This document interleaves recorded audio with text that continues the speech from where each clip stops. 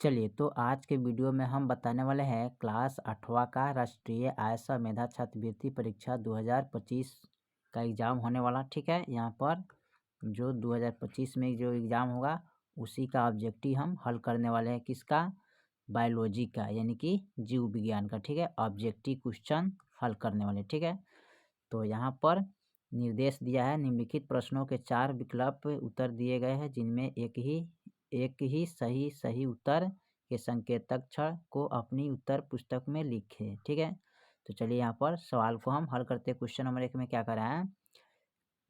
खसरे का बीमारी होती क्या है? खसरे का बीमारी मोल्ड से कि विषाणु से कि जीवाणु से कि प्रोटोजोआ से। ठीक है, तो यहाँ पर ऑप्शन इसका जो देखिएगा तो फर्स्ट ऑप्शन इसका क्या होगा, यानी कि ऑप्शन इसका दूसरा होगा। ठीक है, किससे होता है? विषाणु से होता है बीमारी। ठीक है, चलिए अगला सवाल देखते हैं। दूसरा सवाल कर रहा है, पेनिसिलिन प्राप्त होता क्या है? शैवाल से कि खमीर से कि विषाणु से कि पेनिसिलियम से। ठीक है, पेनिसिलियम से। ठीक है, तो दो का जो ऑप्शन होगा ना वो होगा चौथा ऑप्शन। ठीक है, किनसे प्राप्त होता है? पेनिसिलियम से। ठीक है, चलिए अगला सवाल हम तीसरा को देखते हैं। तीसरा में क्या कह रहा है?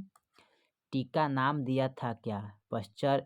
पास्चर ने कि एलेक्जेंडर फ्लेमिंग ने, एडवर्ड जेनर ने कि मुलर ने। ठीक है, यानी कि पास्चर ने, एलेक्जेंडर फ्लेमिंग ने, एडवर्ड जेनर ने, मुलर ने। ठीक है, तो तीसरा का जो ऑप्शन होगा ना वो होगा एक, यानी कि पास्चर ने। ठीक है, टीका का नाम दिया था। ठीक है, चलिए अगला सवाल हम चौथा देखते हैं।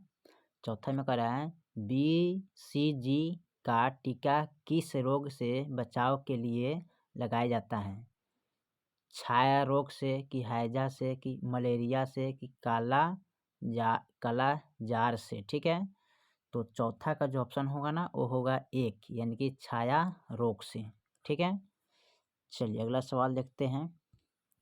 अगला सवाल कह रहा है, निम्नलिखित में जीवाणुजित रोग है क्या? ए में दिया है सर्दी जुकाम। ठीक है, इसका बाकी जो ऑप्शन दिया है ना यहाँ पर दिया है। ठीक है, बाकी ऑप्शन इसका तो ऑप्शन नहीं है। ठीक है, चलिए अगला सवाल ही देख लेते हैं क्या। चलिए अगला सवाल कह रहे हैं, चर्म रोग पैदा होते क्या है? यानी इसका एक मिनट रुक जाइए, यहाँ पर हम इसका निम्नलिखित में जीवाणु रोग होता क्या है, तो एक में दिया है सर्दी जुकाम। ठीक है, इसका तो ऑप्शन नहीं दिया है, लेकिन इसका इसमें नहीं दिया है। ठीक है, इसका चल छोड़िए इसको, हम अगला देखते हैं आगे मैं सवाल को। ठीक है, छठा सवाल कर रहे हैं, चर्म रोग पैदा होते हैं क्या? जीवाणु से कि कवक से कि विषाणु से कि अमीबा से। ठीक है, तो छठा का जो ऑप्शन होगा ना वो होगा दूसरे का, यानी किससे प्राप्त होता है? कवक से। ठीक है, चलिए अगला सवाल देखते हैं। अगला सवाल कह रहा है, दूध की परीक्षण किस विधि से होता है?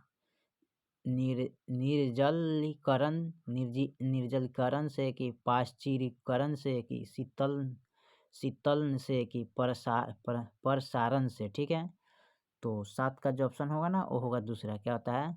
पाश्चुरीकरण से होता है। ठीक है, चलिए अगला सवाल देखते हैं।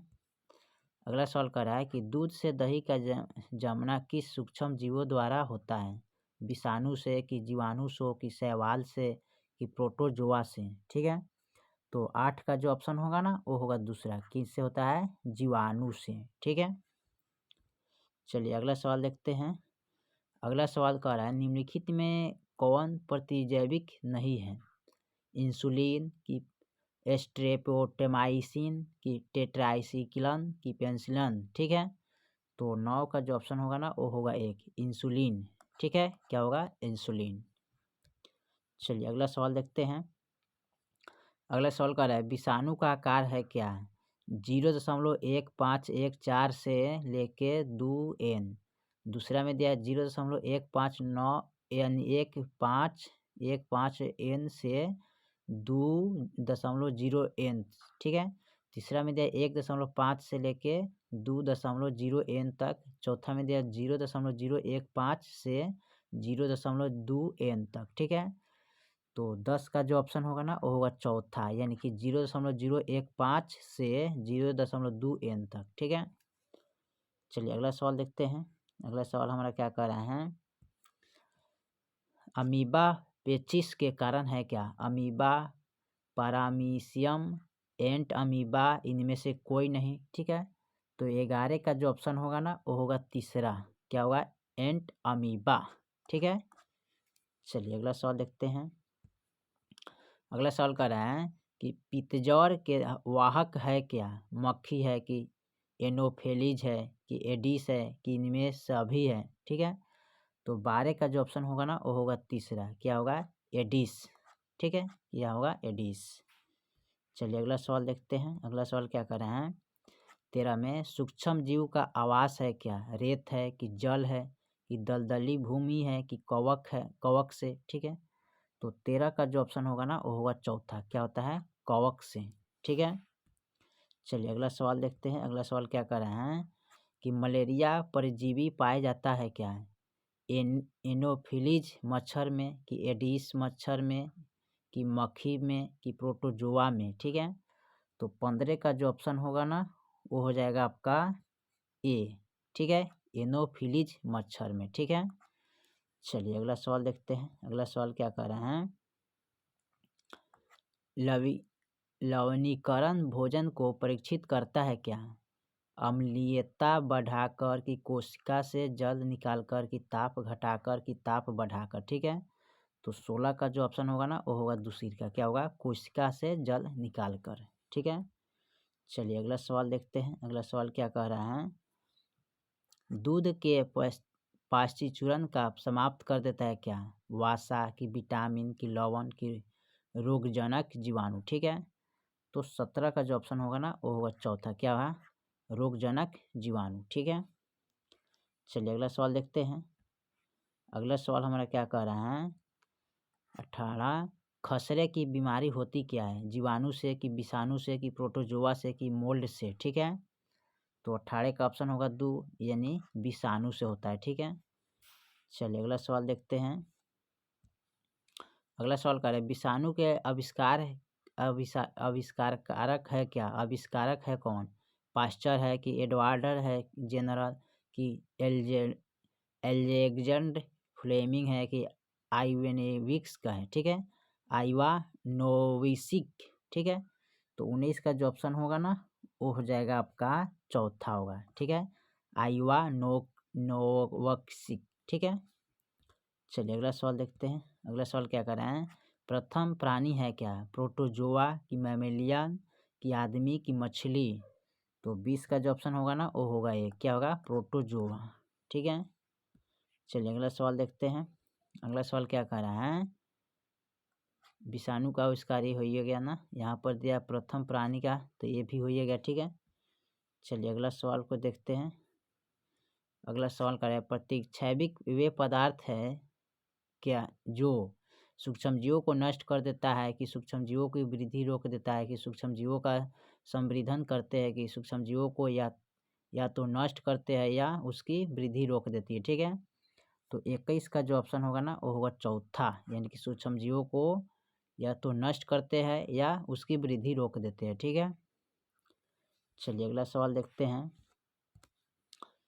जीवाणु कोशिका का आकार होता क्या है?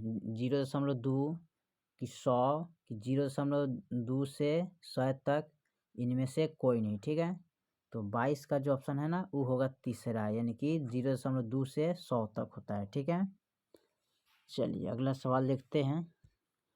23 में करें, अनाज के दानों को भूमि से अलग करना कहलाता क्या है?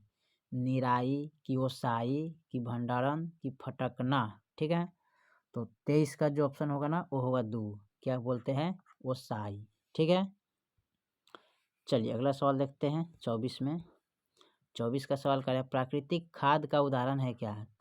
खरपतवार, गोबर, हुमांस, सभी? तो 24 का जो ऑप्शन होगा ना वो हो जाएगा आपका दूसरा। ठीक है, क्या होगा? गोबर।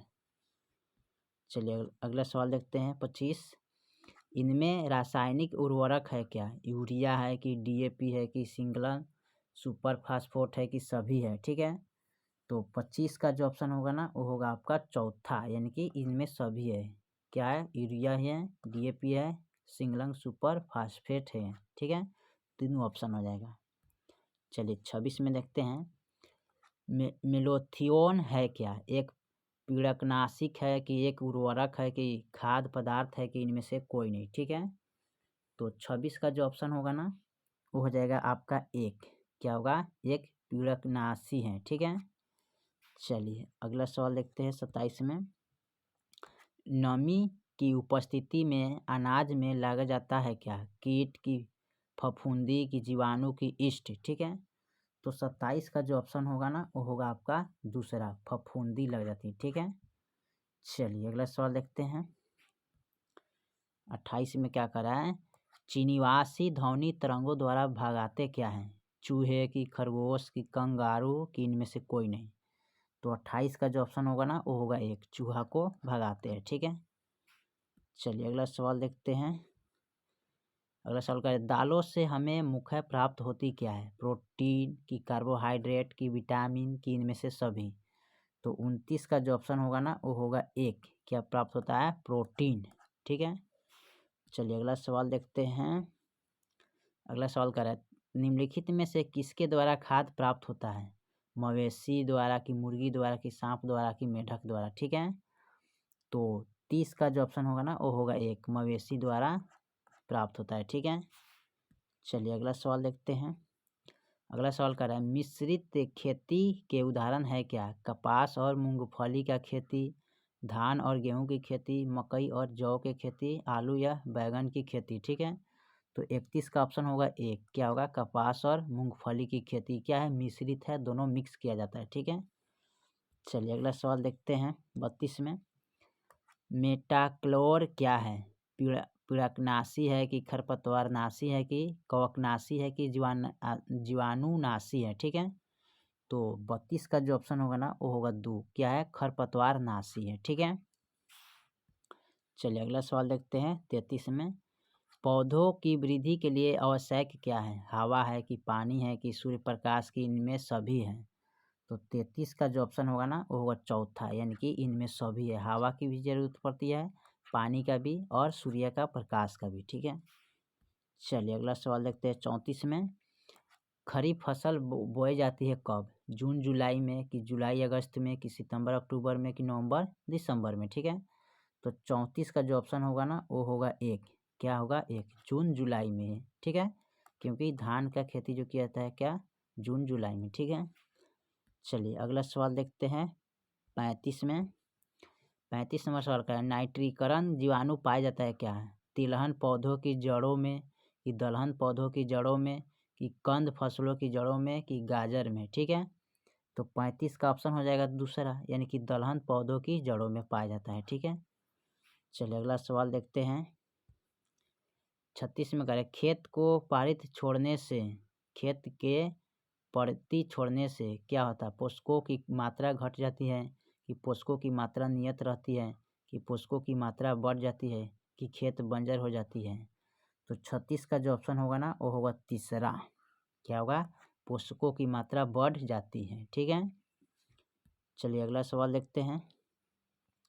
भूमि की उर्वर शक्ति बढ़ाने के लिए खेत में खाद का उपयोग करना चाहिए। ठीक है, भूमि की उर्वरक शक्ति बढ़ाने के लिए क्या करना चाहिए?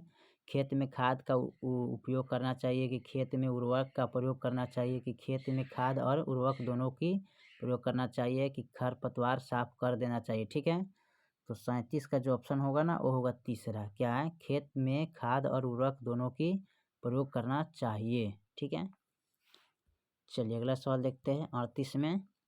निम्नलिखित में कौन रेशो वाली फसलें हैं? ठीक है, निम्नलिखित में कौन रेशो वाली फसल है? जूट, धान, गाजर, कॉफ़ी। तो 38 का ऑप्शन होगा एक, क्या है? जूट है। ठीक है, चलिए अगला सवाल देखते हैं 39 में। इनमें कौन पीड़कनाशी नहीं है? DDT, BHC, क्लोरोड, सल्फर। ठीक है, क्लोरोडन, सल्फर। तो 39 का जो ऑप्शन होगा ना वो होगा एक, क्या है? DDT। ठीक है, चलिए 40 में देखते हैं। अंडे का कवच किस चीज़ का बना होता है? कैल्शियम कार्बोनेट का, कि कैल्शियम बाइको बाइकार्बोनेट का, कि कैल्शियम सल्फेट का, कि कैल्शियम सिलिकेट का। ठीक है, तो 40 का जो ऑप्शन है ना वो होगा ए, कैल्शियम कार्बोनेट का बना होता है। अंडे का कवच का किस चीज़ का बना होता है? तो कैल्शियम कार्बोनेट का। ठीक है, चलिए 40 के बाद हम 41 नंबर सवाल को देखते हैं। लवणीय जल में रहने वाली मछली क्या है? शार्क है, कि रोहू है, कि कांड है, कि इनमें सभी है? तो 41 का जो ऑप्शन होगा ना वो होगा ए, क्या है? शार्क है। ठीक है, चलिए अगला सवाल देखते हैं 42 में। 42 का है, दूध देने वाली तथा बोझा ढोने वाली पशु है क्या? गाय, भैंस, बकरी, बैल, घोड़ा एवं भैंस, कुत्ता, ऊँट एवं खच्चर, या सभी? तो 42 का जो ऑप्शन होगा ना वो होगा ए, क्या है? गाय, भैंस, बकरी।